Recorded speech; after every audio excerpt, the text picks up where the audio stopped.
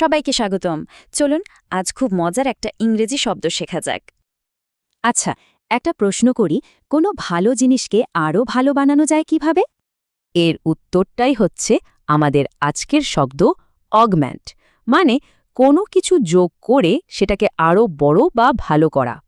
শব্দটা সহজে মনে রাখার জন্য চলুন রিনা নামের এক ছাত্রীর একটা গল্প শোনা যাক। রিনা স্কুলের জন্য একটা সায়েন্স প্রজেক্ট বানিয়েছিল। বেশ ভালোই ছিল, কিন্তু ও জানত এটাকে আরও বেটার করা যাবে। আর জেতার জন্য ওকে ওর প্রজেক্টটা অগমেন্ট করতে হতো, মানে আরও শক্তিশালী করতে হতো। ও টার্গেট ছিল সাধারণ প্রজেক্টটাকে একটা অগমেন্টেড, মানে উন্নত প্রজেক্টে পাল্টে ফেলা। তো রিনা কি করলো প্রজেক্টটাকে অগমেন্ট করতে? চলুন দেখি তো। ও প্রথমে আরও ডেটা আর রিসার্চ যোগ করল, তারপর কিছু নতুন ইন্টারেস্টিং ফিচারও অ্যাড করল।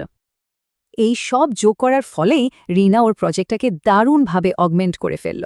এটাই অগমেন্টিং। এই শব্দটা কিন্তু শুধু গল্পের জন্য না, বাস্তব জীবনে, বিশেষ করে বিজনেসে এটা খুব ব্যবহার হয়। যেমন এই বাক্যে একটা মার্কেটিং টিম তাদের বিজ্ঞাপনের জন্য বাজেট বাড়ানোর কথা ভাবছে। রিনা যেমন ডেটা যোগ করেছিল, এই টিমটাও টাকা যোগ করে তাদের কাজকে আরও ভালো করছে। এই উদাহরণে দেখুন, একটা কোম্পানি নতুন টেকনোলজি এনে তাদের ডিজিটাল প্রেজেন্স বাড়াতে চাইছে। কিভাবে?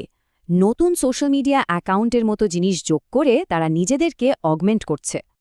শেষ উদাহরণটা দেখি। এখানে একজন ম্যানেজার টিমের কোল্যাবোরেশন বা দলীয় কাজ বাড়াতে চাইছেন। এজন্য তিনি নতুন কিছু টুলস আনছেন যাতে টিমের মধ্যে যোগাযোগটা অগমেন্ট হয়, মানে আরও ভালো হয়। তাহলে এক কথায় অগমেন্ট মানে কি দাঁড়ালো?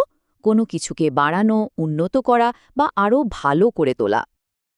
মূল কথাটা হলো কোনো কিছু যোগ করে অন্য একটা জিনিসকে আরও বড় বা ভালো করে তোলাই হলো অগমেন্ট।